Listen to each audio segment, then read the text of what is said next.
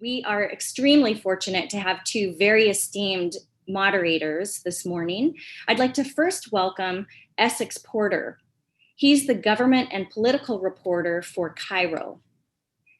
And I'd also like to welcome Austin Jenkins. He's the Olympia-based reporter for the Northwest News Network. Austin, Essex, we really appreciate you being here this morning and leading this conversation. So I'll pass it over to you. Thank you. Good to be here. Unmute, Austin. I tried to click the button. Bound to happen, right?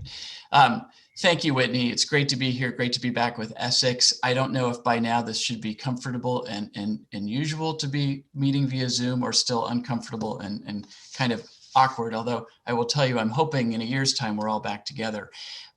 This is a virtual legislative previewing what will be largely a virtual legislative session, at least after Monday. Lawmakers kind of ironically need to meet in person on Monday to adopt the rules that will then allow them to hold the session largely remotely, to be able to debate and vote from home, from their district offices.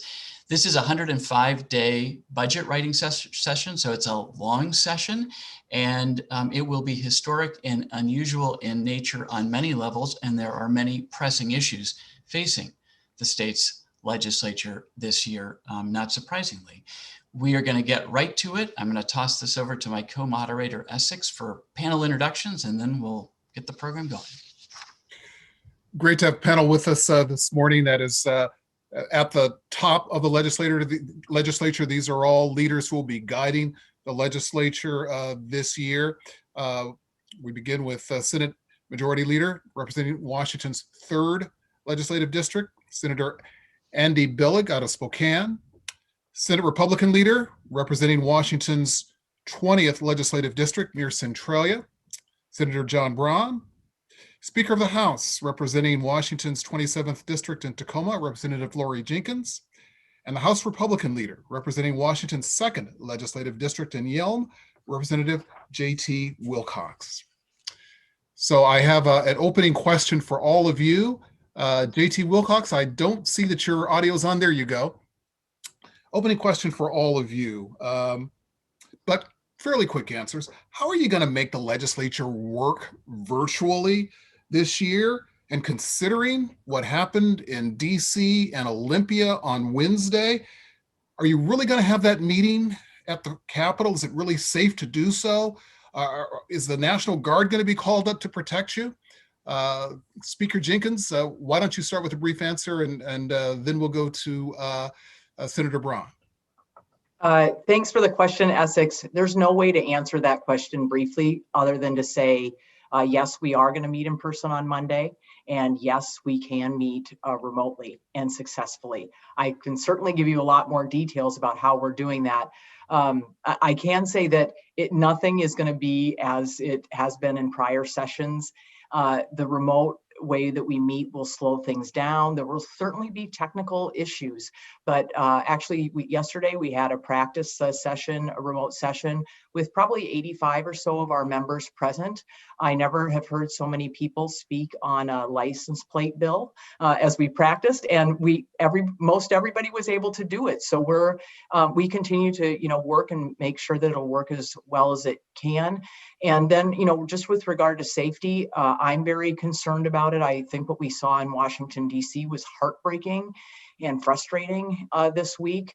But one of the differences between the many differences between that Washington and this one is that we have a very strong alignment with the executive branch and the legislative branch working together to make sure that Monday is safe, and it has to be safe both for health-wise, for people's health, and safe physically. And I am confident we will be able to do that. What about the National Guard? The governor was thinking about that. Will that be called in? I spoke with the governor last night, and what he has told us is that he is willing to do whatever is necessary to make sure that members can get into the building safely. Senator Braun, is a virtual session truly going to be able to represent Washingtonians, and how's it going to work for you? Thank you, Essex. So first of all, yes, I think it can work. I do have genuine concerns about access and transparency, and we've been very candid about those concerns with the majority. But that said, we're going to work in good faith to do the people's business.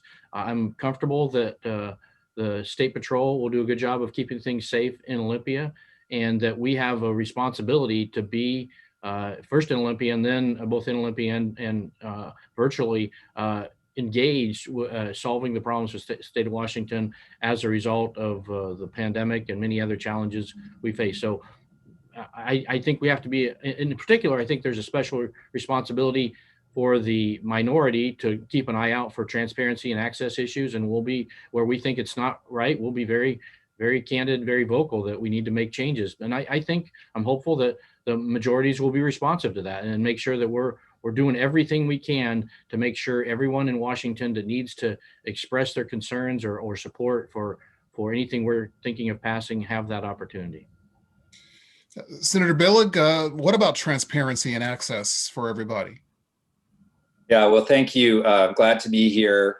And look, this is going to be difficult, but it's important. It's important that we do the business for the people of Washington State at any time, but especially in the middle of this pandemic. So there's a lot of important work to do. We're going to do that work. And as we came in to this challenge of having session during a pandemic, we really had three priorities in mind. The first is safety, not just to the legislators, but also the staff and the public. The second priority is to maintain or increase access and transparency, and we've been working hard to do that.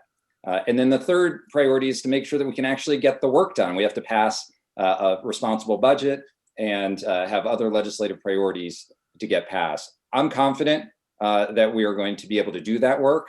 And it's not going to always be smooth, but it will get done. And it's important that we not only meet on Monday as we're required to by the Constitution, but that we get our work done in the 105 days.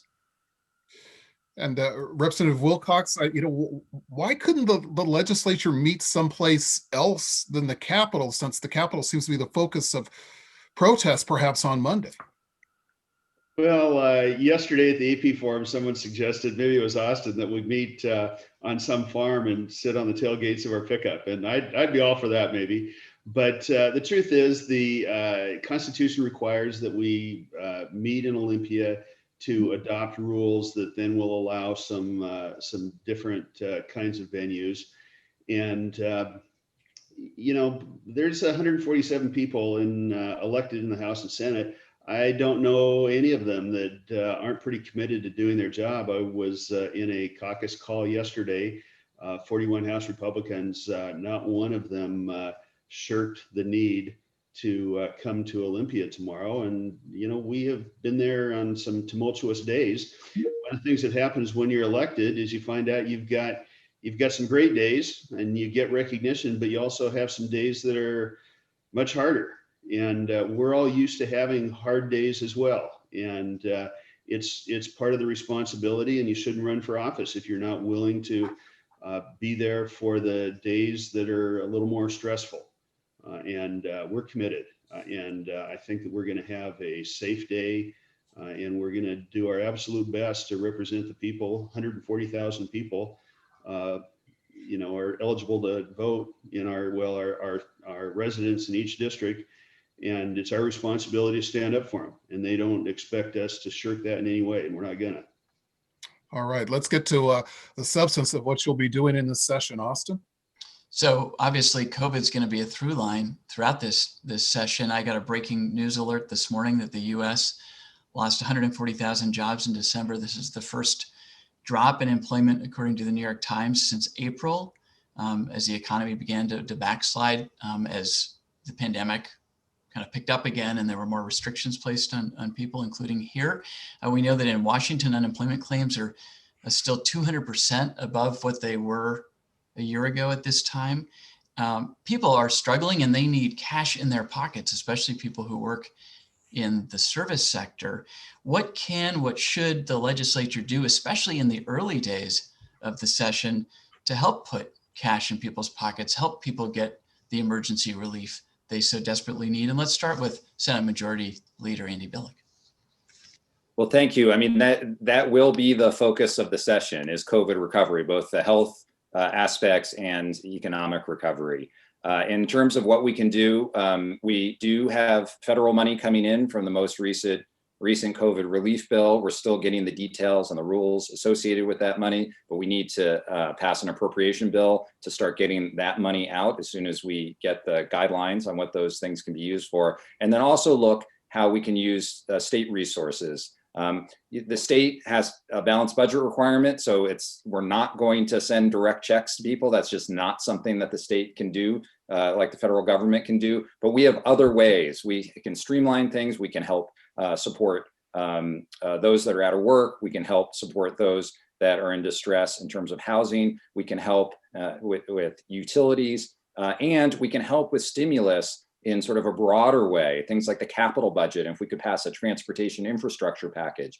And those packages create jobs now in construction, and then also serve as the foundation for economic success for many years into the future. So it's smart investments in the short term and the long term. There are a lot of ideas across the political spectrum. We're gonna look at all of them. And actually, I just want to mention one other thing. The Senate created the special committee on long-term economic recovery, and Senator Frock was the chair, Senator Becker was the vice chair, bipartisan committee. Those recommendations are coming out, I think, today or on Monday. But that was a discussion that was led by Senate members to really go in depth and talking to economists from across the country, talking to experts across the country to say, how do we do this? Not just to recover, but to recover better, to build back childcare and healthcare, foster care and education, all of the things that were in crisis before that are in even bigger crisis now. How do we do it better? And that's going to be our focus.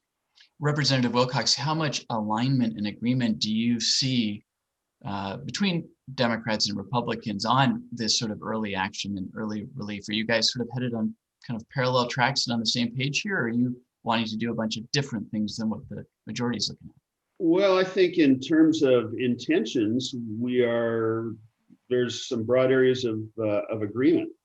I think in terms of the parts of the economy that have had to bear the greatest price in terms of our reaction to COVID and struggle against COVID, I think Democrats and Republicans see some of the same things. You've heard us talk many times about how we wanted to take these steps at any time over the last 8 months. There are things that the governor can do, but he can't, in general, create new law. We would absolutely like to see tax relief that is targeted towards, again, one of the real tragedies in COVID is that both the effects of the disease and the burden of dealing with it are focused in pretty narrow ways. And so we want to focus our solutions on the parts of the economy that have been shut down or diminished for the longest amount of time. And we've been talking about a suite of bills that Representative Drew McEwen, who's very close to the hospitality industry, has rolled out weeks and weeks ago. And when I hear about the parts of the service economy that Senator Billig mentioned, those are important too, because you absolutely have to have those services available if people are going to get back to work. The other thing that has been missing so far, but I've heard this from our colleagues in all four caucuses, is the fact that we have a tsunami coming to employers in the terms of vastly increased costs of unemployment insurance as a result of the unemployment that's caused by the shutdowns, and also because of the fraud that occurred several months ago. And it's critical that we backfill that unemployment insurance trust fund, because one of the huge barriers to being able to re-employ people and get them back to work is the fact that it's going to be much more expensive to employ them because of those cost increases. Speaker Jenkins, landlords and tenants, I mean, we have this eviction moratorium going on right now, but no relief from those back due rent payments. and obviously landlords have bills to pay. What sort of specific early relief? How do you see this federal money? Where do you see this federal money going in these early days and weeks? Yeah, I'm Austin. I think this is a big issue that we're working on right now. And as Senator Billig said, we're still looking at the federal package. But from what we can tell right now, we think that the federal package that was just passed will bring about $325 million into Washington for rental assistance and for utility assistance for renters. So again, we have to make sure and see how that money flows and works, but it appears that that is money that we will be able to devote to those things. And I think that, this is one of the issues that is, well, there's so many that are deeply troubling and going to be a huge challenge to us. And we're absolutely going to need federal partnerships in order to be successful to come out of this. I'm glad I think we will have a federal partnership. The census data that was just reported showed that about 180,000 renters in Washington say they aren't caught up on rent. And 350,000 renters said that they didn't know if they would have the money to pay rent in January. So that's just to give you a sense of the scope of the problem. So when we, at some point here, probably talk a little bit about homelessness, we not only have challenges with people who are homeless right now, but if we don't get on top of this and have a federal partnership to help us, we're going to have an even larger boom when the eviction moratorium goes away. Okay. Senator Braun, we know the governor has created a $100 million fund for small business grant relief. That was in the wake of his most recent shutdown orders. He's asked the legislature, I think, to pass another at least $100 million on that front, plus $100 million for landlord tenant relief. And it sounds like that dollar figure may be more because of this federal package. What are you looking for in terms of what the legislature can do kind of immediately in these early weeks? And I know you're a business owner. So I think much of the things the legislature can do have already been mentioned. It's the grant program that you mentioned is one way to help small businesses. I think that one you got to be really careful because sometimes when you do that, you're just helping the folks that are first in line when the challenge is much more broad spread. So I think that we'll look for opportunities to help broadly through the UI system, both employees and employers, where they need funds just to pay the bills, but also make sure employers aren't getting hit with 200, 300, 500% increases in their UI tax as they try to recover. You mentioned in your first question, we've had this huge increase in unemployment claims in the last month. I think that's telling. We've seen an amazing economic kind of recovery during the pandemic. I think it's very impressive, the resilient nature of our economy. But the increase in unemployment claims just goes to show the uncertainty, the fragility of the economy, and we got to be very, very careful, very thoughtful on where we're going to affect these businesses as they try to recover and provide good jobs for folks in Washington that just want to get back to work to provide for their families. And just briefly, Speaker Jenkins, on the topic of homelessness, because I'm not sure we'll get to it again, what are you thinking the legislature could do? I know there's money in the governor's proposed budget for the Housing Trust Fund to build more affordable housing, but that obviously takes time. It was a top priority and a major problem before COVID. And as you've noted, it's only going to be exacerbated now, and we may be really heading towards a cliff here. Is there something more, just briefly? Well, I think we're interested in, for example, providing our local communities with more tools and ability to gain revenue, to apply taxes or fees in order to fund the building of affordable housing. I think we're going to really need to figure out what the glide path is on the eviction moratorium and and I think there may be some legislation on this, how we transition from where we're at to people paying rent regularly. And this is all going to be related to all of the job stuff that we just talked about. So we're going to need to do that. And we're going to need to do all these things or be challenged to do them in an environment where we don't, the state budget is a real challenge. We have a deficit. So again, Austin, it is about partnership with the federal government. But again, the capital budget that Senator Billig talked about, hopefully more money will be flowing from the feds to help us on housing issues and some of these policy issues that I've talked about. We formed a housing committee this year led by Representative Peterson. So we'll, I think, have some really good leadership and focus on housing. Okay, Essex. Representative Wilcox, why don't you take the first answer on this next question? We'll talk about budget, and then Senator Billig. You remember the Great Recession. During the Great Recession, the budget was balanced largely through cuts. This time, should the legislature pass an austerity budget or a growth budget? Representative Wilcox? Well, I would say that there is no austerity budget on the table. We're looking at pretty significant revenue growth with our current revenue forecasts. I think the lowest number I've seen is a 2.5% annual growth, bracketed by around 3.5% annual growth. That's remarkable, and it goes to what Senator Braun said about a resilient economy, but one that we have to be really, really careful about.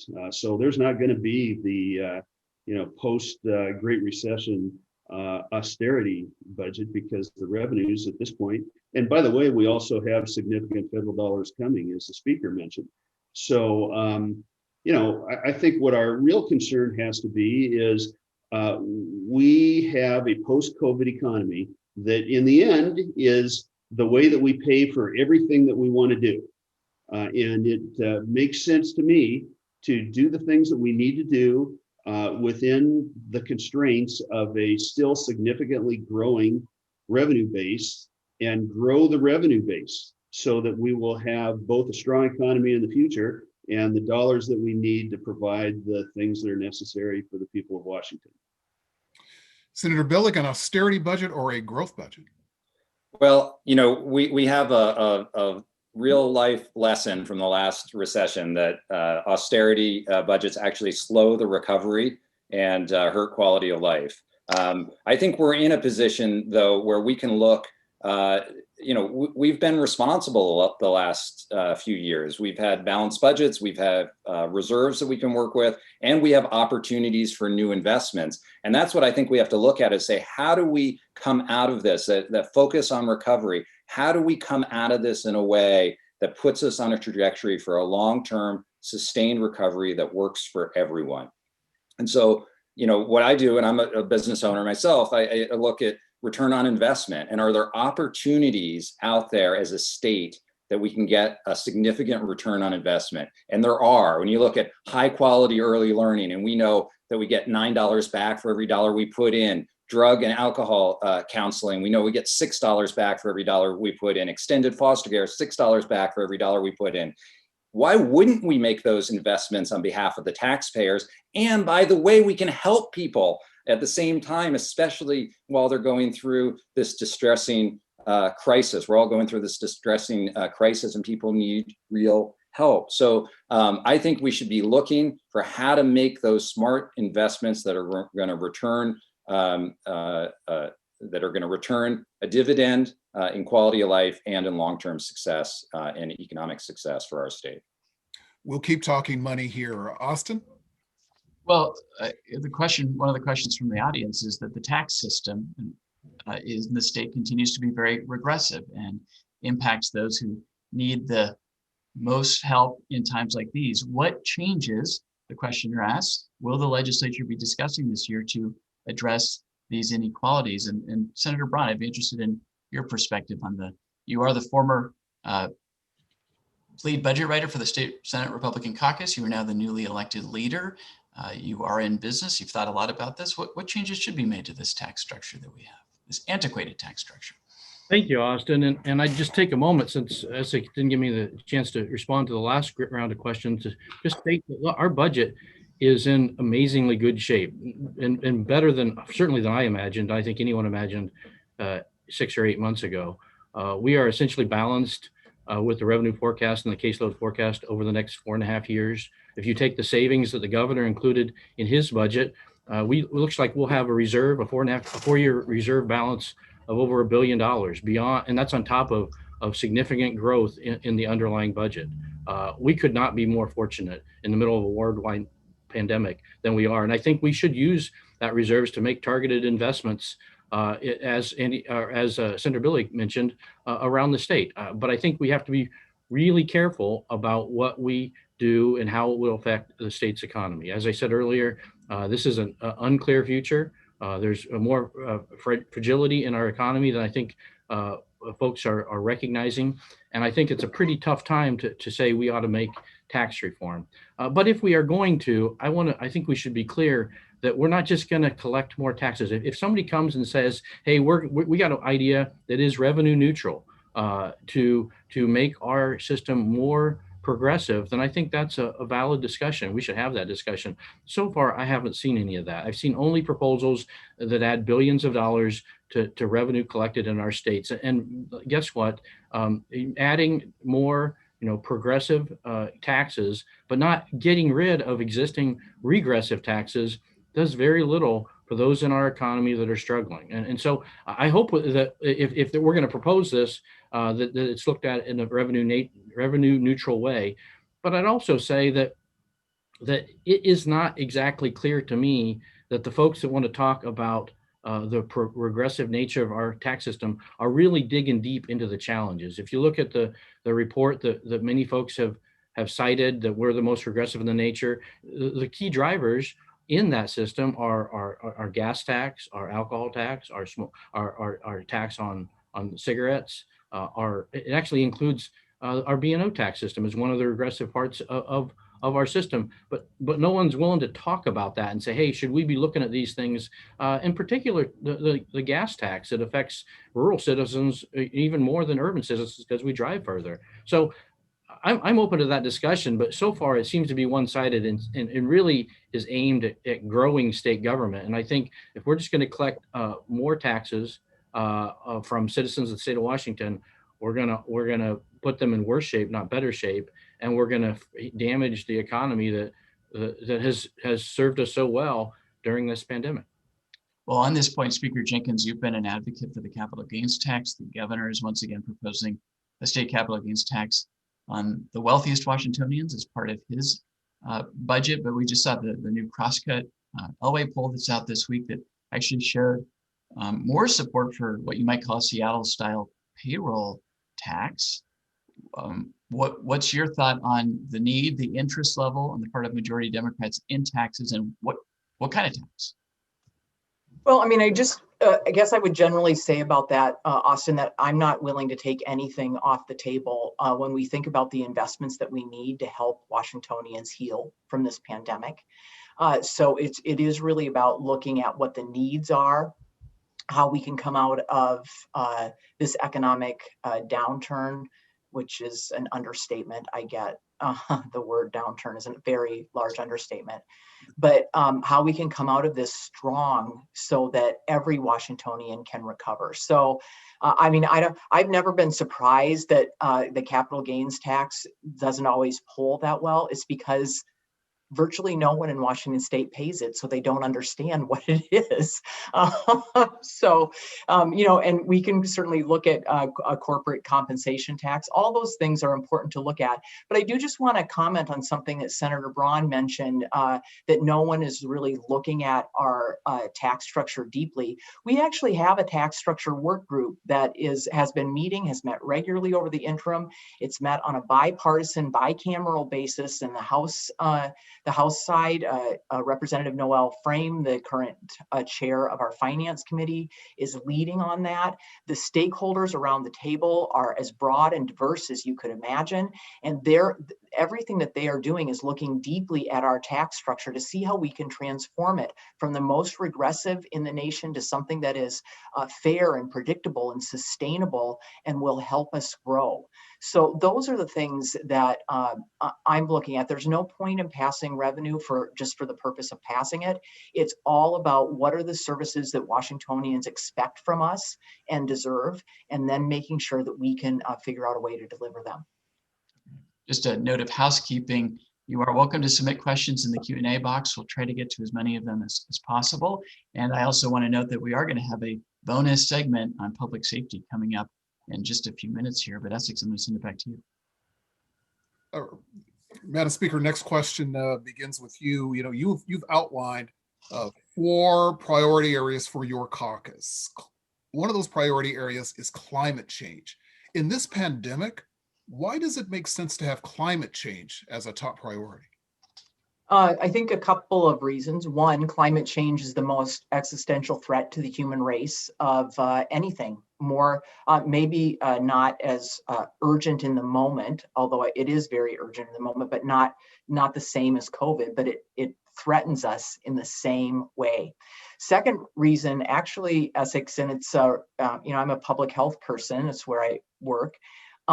COVID and climate change are very related. There's a lot of research that tells us, for example, that air quality has a huge difference, that where people live and their air quality has a huge difference for how or if they get to recover from COVID.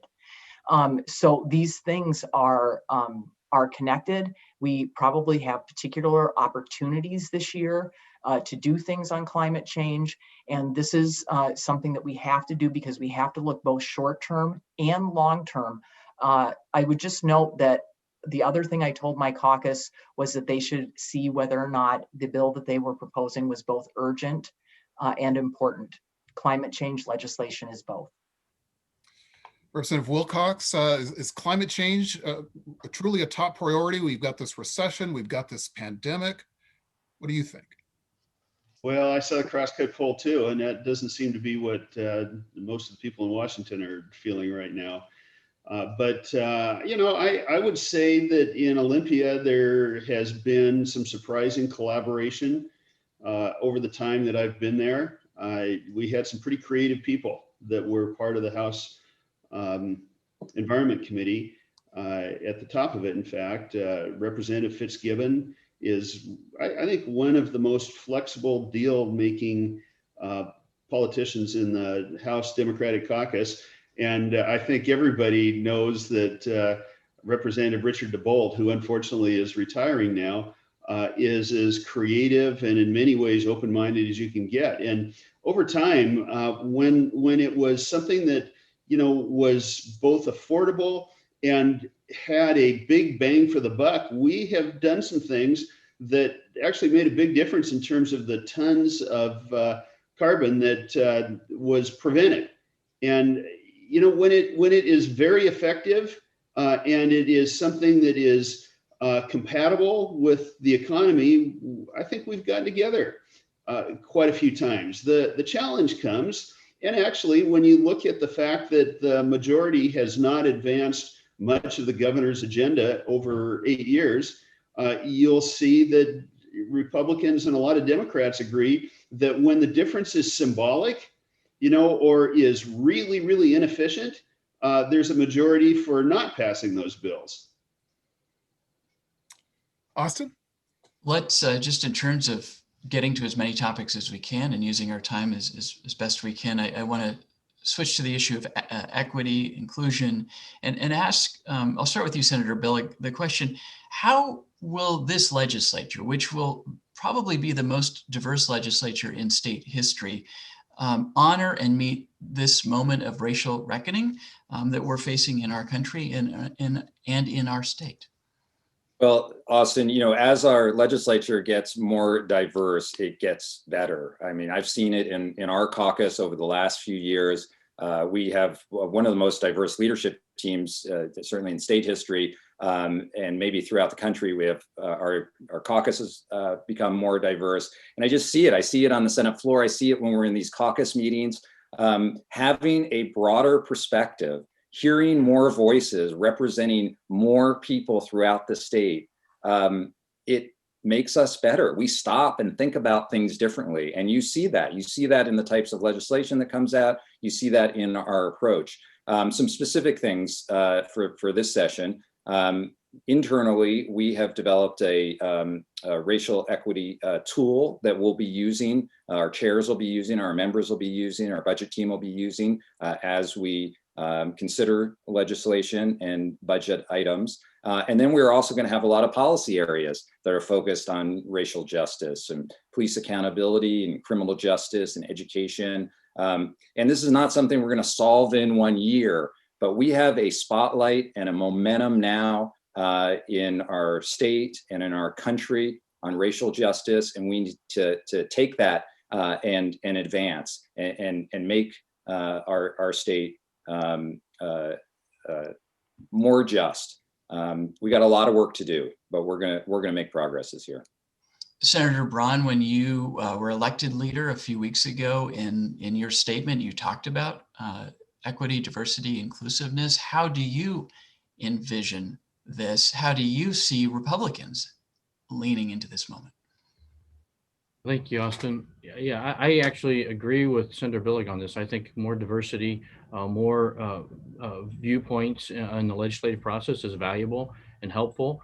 But I think we have to think broadly about that. I think we have to think about not just about over racial or gender lines, but about geographic lines, urban, suburban, rural. That we really think hard. And I think if nothing else, hopefully the events of the last few days have taught us that we need every elected official needs to do a better job of listening. Rural folks like myself need to do a better job of listening to folks in suburban and urban areas. And just the opposite is true as well. So I think that the harder we work to understand, even if we don't agree, the other's perspectives and the others motivations and what they're, the better we will do our job. And I would say, and there's good examples. I've heard the term we're going to use an equity lens, and I think that's valuable. I mean, but we got to look at it clear-eyed, and whether it's based on police reforms or whether it's based on housing and the disproportionate effect that the Growth Management Act has on groups who are trying to have affordable housing, or whether it's, we talked just recently about carbon. As you address the issues with carbon and climate change, nobody here wants more carbon, but let's do it in a way that's fair and equitable, and it's not regressive. I mean, the tax schemes that have been proposed have been frankly regressive. The largest carbon reduction in our state's history happened 8 days ago here in my district when we shut down the first of the 2 coal plants that still exist in the state of Washington. And with that went a tremendous number of well-paid, good family wage jobs that aren't going to come back in my district. And what's the effect on that? What's the equity effect on that? So I think it's a great thing. I think we ought to be discussing it. I think it's a particularly challenging item to discuss in a virtual session, but nonetheless, we should press forward and do our best. But I think we have to think broadly about it, and not just, in very isolated terms. What are we doing to those in our communities who have been disadvantaged in the past, and how are we trying to make it more fair for all of Washington? Essex. Senator Billig, let's begin with you on education. There's a lot of talk about this economic recovery coming out of the pandemic. But what about an educational recovery to address learning loss, the kids who are failing, kids who have really not thrived at all in this remote learning environment? What do we do there? Well, I think the biggest challenge that we've had in education over, for decades has been the opportunity gap, the gap between the students that have resources and the students that don't have resources. And unfortunately, this pandemic has just greatly exacerbated that gap. So I think it needs to be a focus. I think we have to work on getting kids back to school, and we should do that as fast as safely possible. And then we need strategies to make up for the learning loss. I've long been an advocate for a longer school year. And for a different school calendar. That learning loss was a problem before. Summer learning loss is something the first studies that showed summer learning loss were 100 years ago, and we still haven't adjusted the calendar. So that's one thing I think we should look at. And let's not forget, we had challenges beforehand. Special education is a focus. We haven't been talking about it as much recently because of the pandemic. But that was something that we had been focused on doing better on, and we need to keep focused on those issues that were a problem before as well. And the last thing I'll talk about is broadband, which is now a healthcare priority and an education priority. And this pandemic has shown, with many other issues, that broadband is an area where we knew we had a problem and we were working on it, but we really have to do better. And there are a lot of legislative leaders on the broadband issue, and Commerce Director Lisa Brown's been very active on this, and the governor's been active on this, and it's an area that we really have to make progress for educational purposes as well as many others. Representative Wilcox, what about taking care of the kids who've been really hurt by this remote learning environment in this pandemic, making sure everybody catches up? Well, I think there's two ways of looking at this, and you've heard me say before, I'm married to a middle school math teacher in a pretty low income district. And she and I talk about her experience every day. And I think there's a ton of learning that can come out of this. First of all, there's a segment of kids that struggled in person and have blossomed in this environment. And it's probably not huge, but let's make sure that we learn as much as we can from that, because it's hard to make a difference in the learning environment. And if we found something that works, for crying out loud, let's not lose the lesson from that. It's absolutely true that access to broadband is one of the components where life is very unequal across the state. And that is to some extent a geographic issue. It's also, of course, an economic issue because it is not a free service. So let's figure out how we can improve that all over the state, not just where the greatest population concentrations are. And I think another thing that I hope we can do from this is, we really, in spite of all the efforts, end up with, both one size fits all system in many ways, and a system for the adults in many ways. This system, through circumstances, I'm not necessarily blaming people for this, is broken. Let's not put it back together in exactly the same old way. Let's figure out ways to provide a lot more diversity in the approach. As I mentioned before, let's figure out how to really take advantage of the fact that some kids are doing really well and provide more opportunities for them, and recognize that not everybody is going to thrive in the same public school system. And let's not just fully fund everything the way it was before. Let's fund it in ways that will create improvement. Let me stop you there. And we have some continuing questions on education to bring in our other panelists as well. Austin? Speaker Jenkins, there's a headline in the Seattle Times today about a Seattle School Board member, Eden Mack, resigning from her role, calling for state intervention to prop up schools, saying that she couldn't vote for another budget that doesn't put full-time nurses in each school and provide adequate mental health supports, which we know are going to be even more important post-pandemic. Seems as if this is a call to the state legislature to some extent to act. How should we view a resignation like this, and what sort of call to action to the state legislature is it? I don't, Austin, I don't know this school board member, nor have I read the article or talked to them. I mean, there are different takes you could have on an elected person who resigns in these difficult times. But I think that what's important is I think we also agree. We've had a task force working on especially mental health issues for our youngest students, which we know were significant before the pandemic and have increased dramatically now in the pandemic for our youngest students, our high schoolers, our middle schoolers, and our college students. So I think this is another place where we do need to make investments. And we also, if I had a printing press for money in the basement of the legislative building, then I would go do that, but I don't.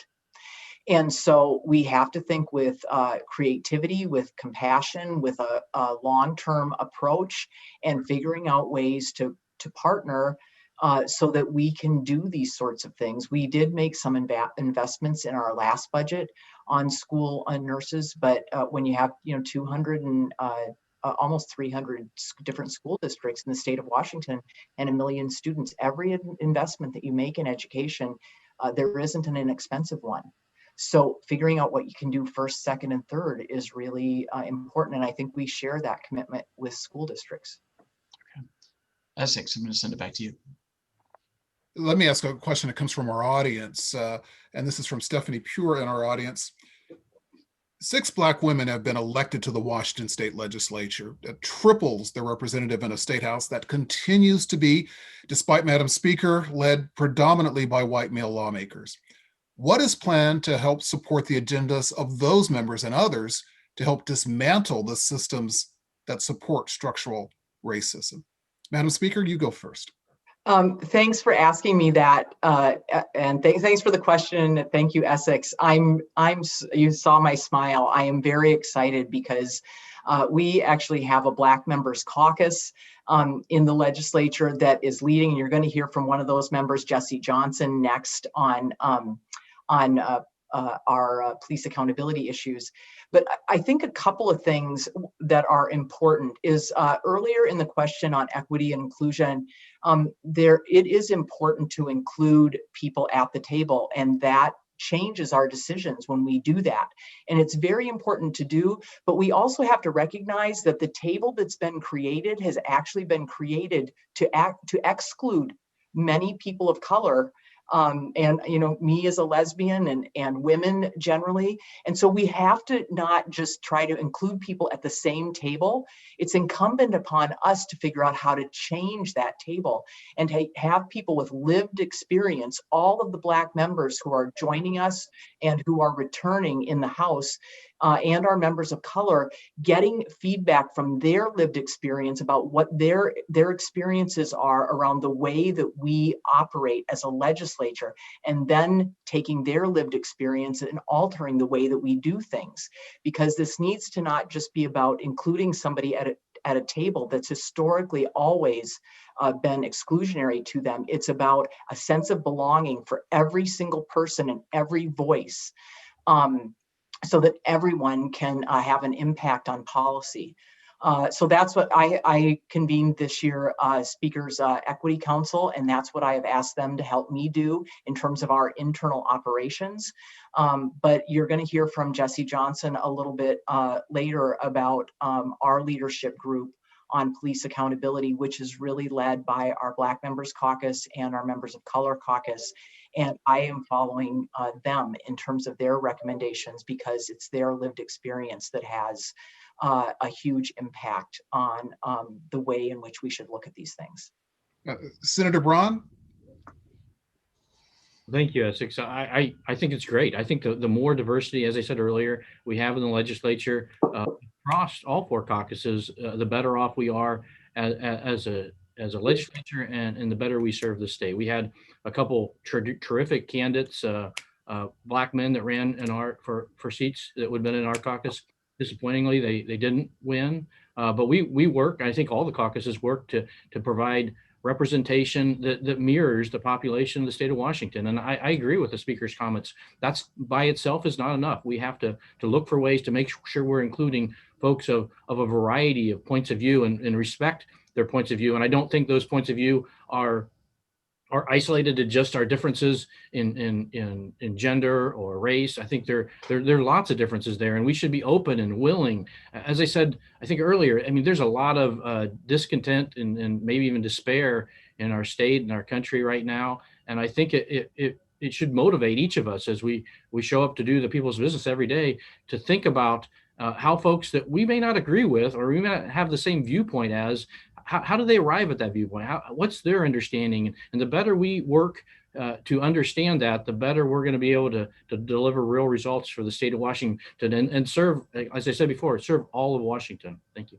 And I apologize, I have to ask for shorter answers from our remaining 2 panelists, but it's such a key issue. Representative Wilcox, what are you doing when it comes to dismantling systemic racism? Well, thank you for the question. And one thing that I think it's important to remind people is Republicans represent an immense amount of diversity.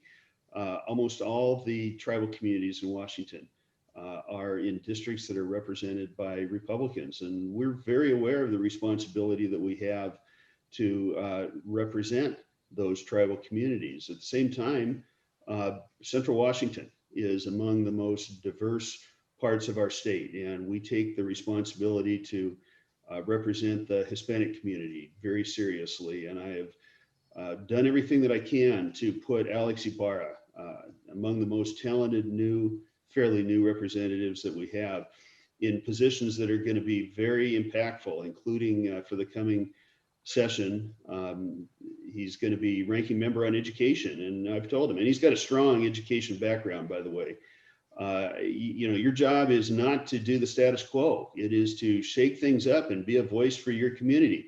And we've also asked him to play a major role in the public safety committee.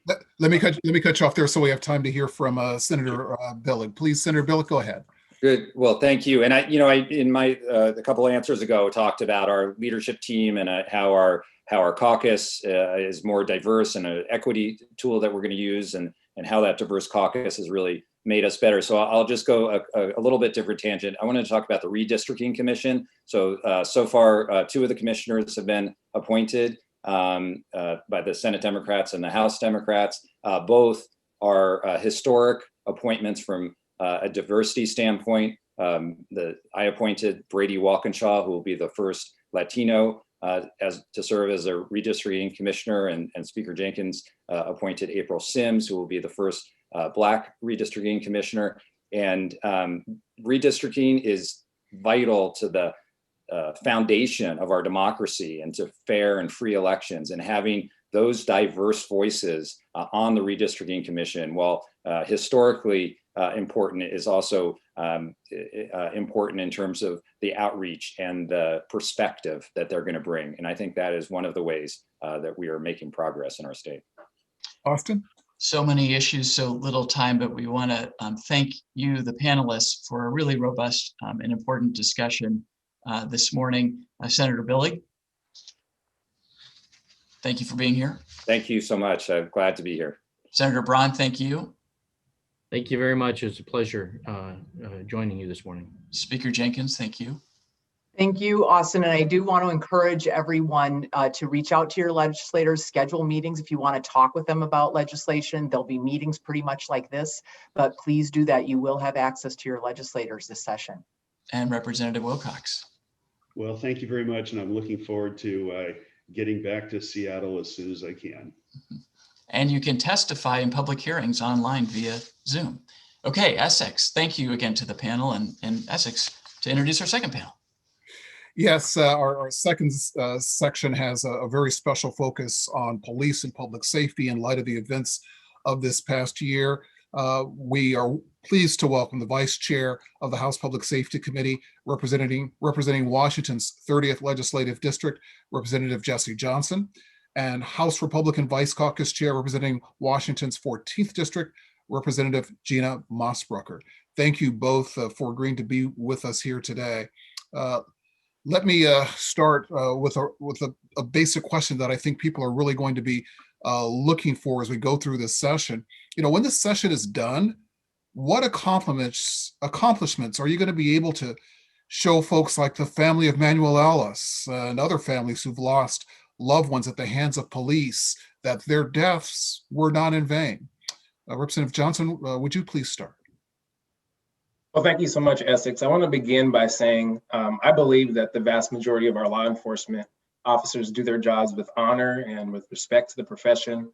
However, we know that systemic racism exists across all our institutions, and that includes law enforcement. So as a result, as you just mentioned, we've seen so much evidence of unnecessary violence and police brutality that have produced negative outcomes for communities of color. And so I think, this shows preserving and protecting human life must be at the core of what our law enforcement does.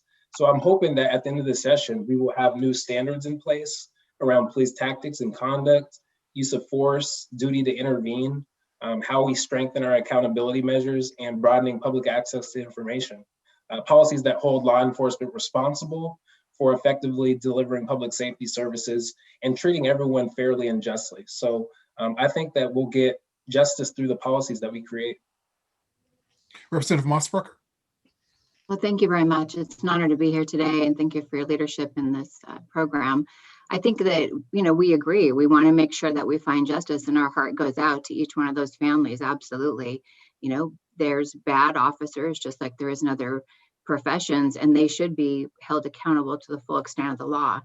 We look forward to being in those conversations and discussing those tactics.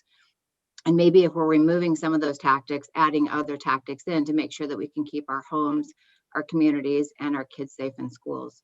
So I look forward to I think you're going to see collaboration. I think you're going to see a lot of open conversation and discussion and reaching out to those who are affected on law enforcement side as well as suspect side. Awesome. Representative Johnson, I know you've been working during the interim, and you have in fact pre-filed a bill that has to do with police tactics. It would, among other things, ban chokeholds and neck restraints, ban the use of unleashed police dogs to arrest or apprehend someone, ban the use of tear gas, ban the practice of obscuring badge identification information, and also require essentially the demilitarization of the police. What would you say to police officers and maybe police chiefs who might say this goes too far, puts them potentially at a disadvantage? Well, I want to begin by saying, again, going back to communities of color, especially the Black community, I've been saying for decades that we need police reform. And so we need to create a sense of hope and create a sense of justice for those communities. And I think right now, when you look at the profession, there's so many different standards across our state. And when we have different standards, that leads to confusion and further sows distrust in law enforcement. So the bills that I'm looking at are going to set standards statewide so that the local jurisdictions can go through and do their work effectively. And it's not by zip code that you'll get justice or more safety in one community versus another community. So I think, it's just going to make stuff more clear.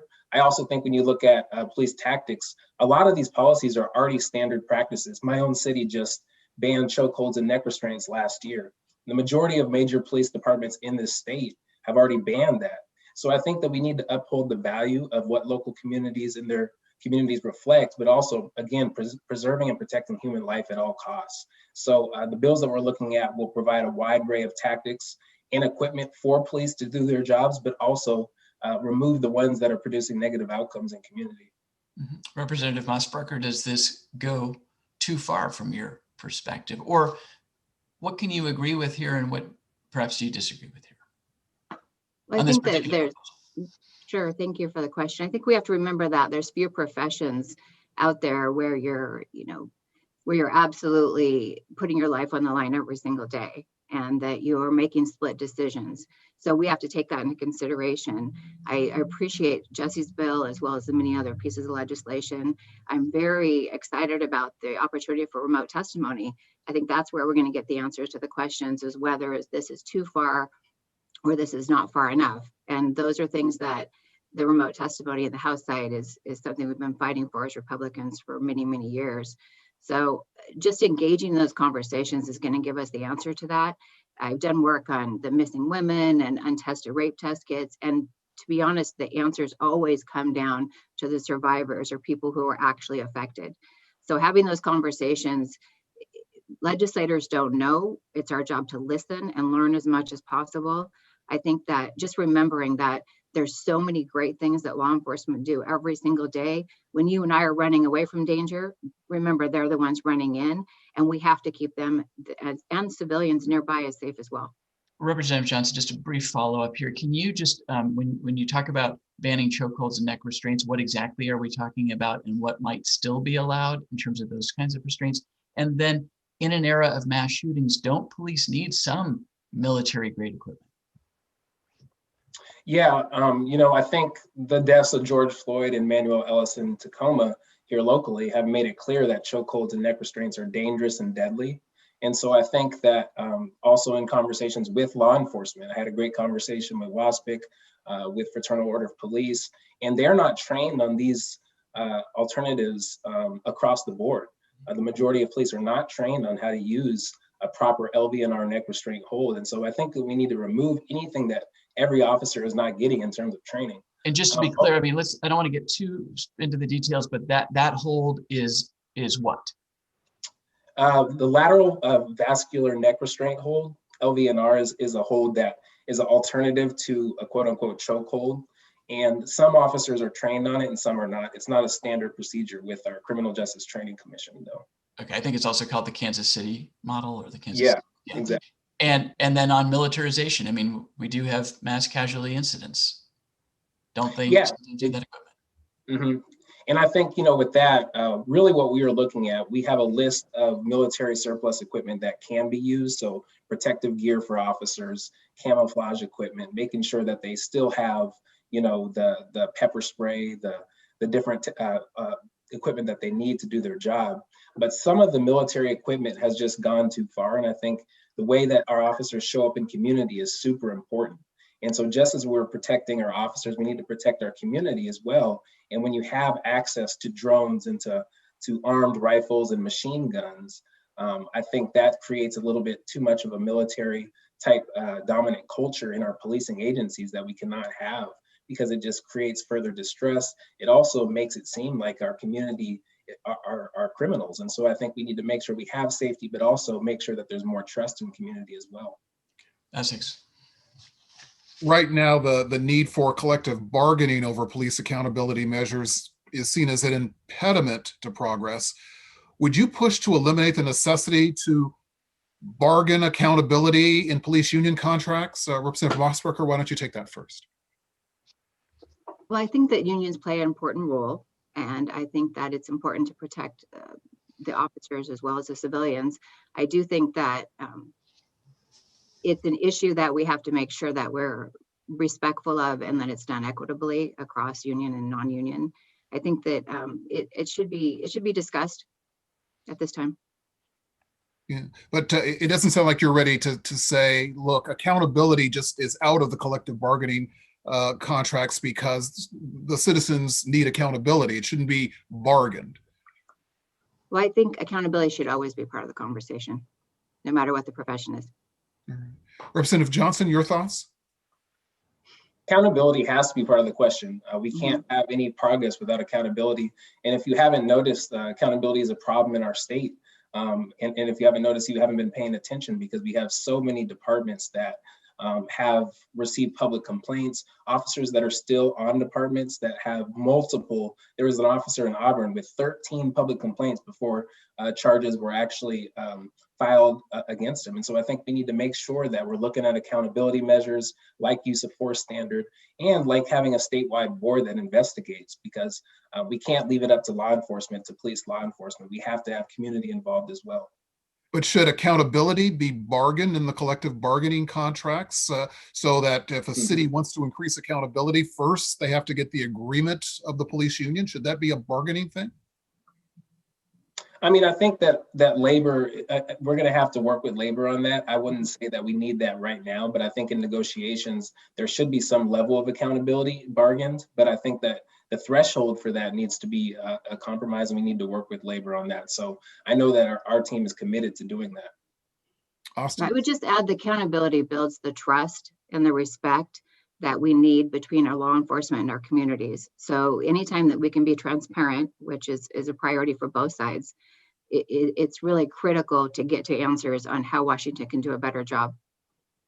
I know that police accountability measures are a top priority of majority Democrats this year. Representative Johnson, I believe that your bill is going to get a hearing in the first week. There are a number of other bills, I think a dozen or so, that have been prepared. Some of them have been pre-filed. There's a obligation for officers to intervene if they're witnessing excessive force and get aid to the victim as soon as possible. Trying to have a statewide parity about how Brady lists with untruthful officers are handled, certification and decertification of officers so that they can't go hopping from department to department, arbitration standards, training and certification, on and on. I mean, so many here. The question is, with I-940, which was the rewrite of the state's deadly force statute, we saw remarkable, in the end, we saw remarkable behind the scenes work in cooperation with both the advocates and the police organizations. For this year and for these reforms that Democrats are considering, can you imagine passing legislation over the objection of law enforcement? And maybe another way to ask that is, will law enforcement ultimately have a veto over what gets passed? Well, I want to begin by saying with I-940, I think that was a progressive step. However, the citizen sponsor of the initiative and many of those that worked on it have pointed out that the intent of the initiative is clearly not being followed to this point. So what we've done is worked with community organizers, families impacted by police, also law enforcement agencies, sheriff's offices, and we've worked together to build a comprehensive list of policies because we know that we need some type of fundamental change. And accountability is really a constellation. It's a lot of different parts working together.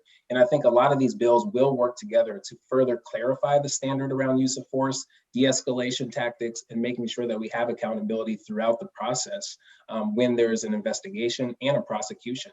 And so I can see that there could be some differences and disagreements throughout the process, but we've been working for 6 or 7 months, both with law enforcement and community on these issues. Representative Mosbrucker, to what extent do you believe there needs to be full buy-in on each of these measures that if they're going to pass from law enforcement versus at times passing legislation over their objections? Absolutely, there has to be full buy-in from both Republican, Democrats, and even independents that are testifying in the committee. You know, our job is we all want equal justice for everyone. We all want accountability. We all want transparency. It's not a partisan issue. So we have to have those conversations and there has to be agreement in the end, not just on one side, or you're going to see escalation and frustration. The governor's task force, the original one, I'm told didn't have Republicans on it.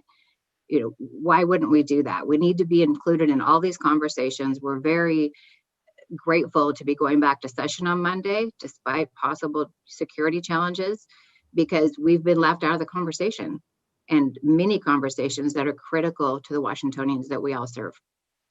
Essex. Representative Mosbrucker, what do you think? Do you support one of the governor's initiatives to create that independent investigatory body when police kill someone, to investigate that, to make sure if that was necessary that it was done within the law? Well, I think, again, transparency is important. It's been important to all parties in the legislature. And that's something that I think the speaker and the leaders in the House and Senate both are going to be pushing forward. So, you know, an additional investigation, as long as it's non-biased in any way towards the police or the suspect, is critical, you know, towards the victim. We have to look at both sides. Again, transparency is the answer because it's going to build that trust and that relationship that we have to have in order to move forward as Washingtonians. To follow up, Representative Mosbrucker, a couple of times as we've talked, you said we have to look at both sides. What are you concerned might be left out here as we go through this discussion? I think you need to have both parties involved in any of the investigatory process. You need to make sure that you're listening to the families and the police protecting themselves, the civilians nearby, and also you're making sure that it was done properly.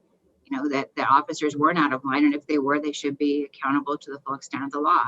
I think the critical issue is we have to be part of the conversation. We're looking forward to being back in session and being at those meetings and those discussions, as Jesse's talking about. I'm sure Jesse and I'll work closely together, as well as other Democrats throughout the process. Chair Goodman will do a really good job of listening to both sides and vetting out testimony that will make changes that are needed. But I don't think there's anyone in the legislature that says we shouldn't be more transparent and we shouldn't find accountability for those who are doing wrong and harming people in Washington.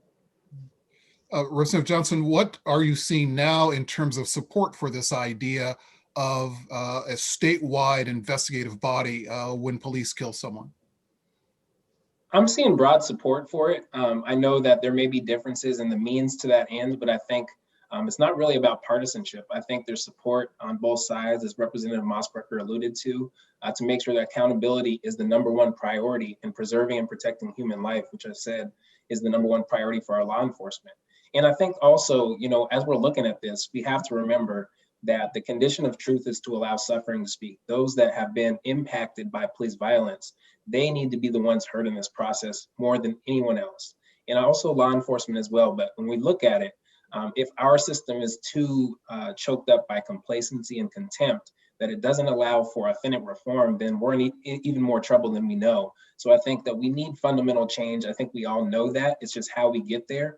And I think this board is a great way to get in that direction. Thank you both very much for this excellent in-depth discussion on one of the key issues going forward in the legislature. Representative Johnson, Representative Mosbrucker, we look forward to what you are able to accomplish this legislative session. Awesome. Yes, and thank you to both. Thank you to both of you. We're going to send it back to Whitney now for a few final comments before we wrap up. Thank you, everyone. I really want to appreciate our elected officials that were here, especially the last two, for that important additional panel discussion. And Essex Porter and Austin Jenkins, thank you for the professionalism that you just brought to have these diverse conversations. Next month, I hope you'll all join us again on Wednesday, February 3rd. We're going to kick off our first civic cocktail of the year, and that's at 6 p.m. Pacific Standard Time.